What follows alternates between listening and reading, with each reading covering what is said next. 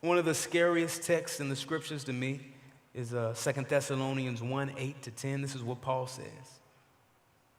He says, speaking of Jesus, he says, he will punish those who do not know God and do not obey the gospel of our Lord Jesus. They will be punished with everlasting destruction and shut out from the presence of the Lord and from the majesty of his power on the day he comes to be glorified in his holy people and to be marveled at among all those who have believed. That text scares me, and it should scare you, and you should read it more. Because this is not a game that we're playing. This is life or death ministry. There are really people in our world who do not know Jesus, who do not obey the gospel, who are perishing and are headed for eternal destruction. And that should impact the way that we think about evangelism. Sometimes I ask myself, is somebody hearing the gospel for me based on whether or not it's the exact perfect situation? I happen to be stuck sitting here, happen to accidentally have my Bible open, and they ask me about him. Is that the only way I'm going to tell somebody about Jesus? Paul's saying, I'm making myself your servant. Some of us are so busy, we never see a non-Christian in any given week. I feel like that sometimes. But look, we cannot leave telling people about Jesus up to chance. We have to build our lives around this.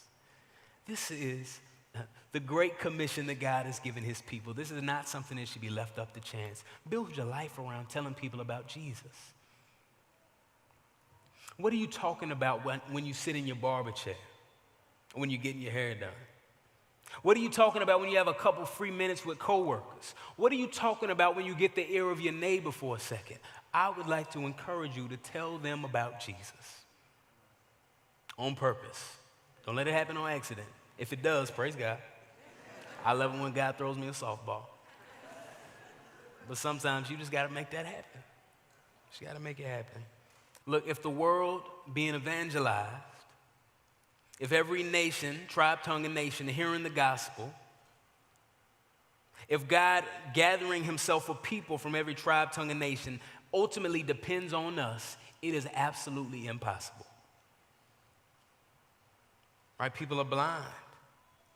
Now, God telling us to go tell people about Jesus, is he asking us to do something impossible? Maybe. Look at what he says to Paul. I'm going to read this. This is from Acts 26. Jesus says this to Paul. He says, I am sending you to them to open their eyes and turn them from darkness to light and from the power of Satan to God, so that they may receive forgiveness of sins and a place among those who are sanctified by faith in me. When I read that, I say, huh? You want me to open eyes and to turn people from darkness to light? How can I do that, Lord? Listen to verse 6. 2 Corinthians 4, verse 6. For God, who said, let light shine out of darkness, has shone in our hearts to give the light of the knowledge of the glory of God in the face of Jesus Christ. Paul takes a second to remind us who God is. He wants to give us a quick reminder of God's track record. This is not a God who's trying to do something amazing for the first time.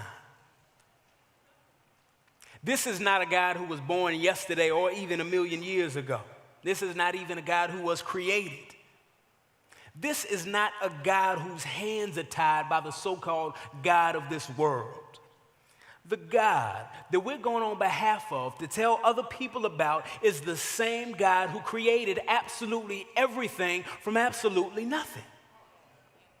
Paul is reminding us who that God is. If he can create the entire universe with mere words, then he can bring a blind man to life.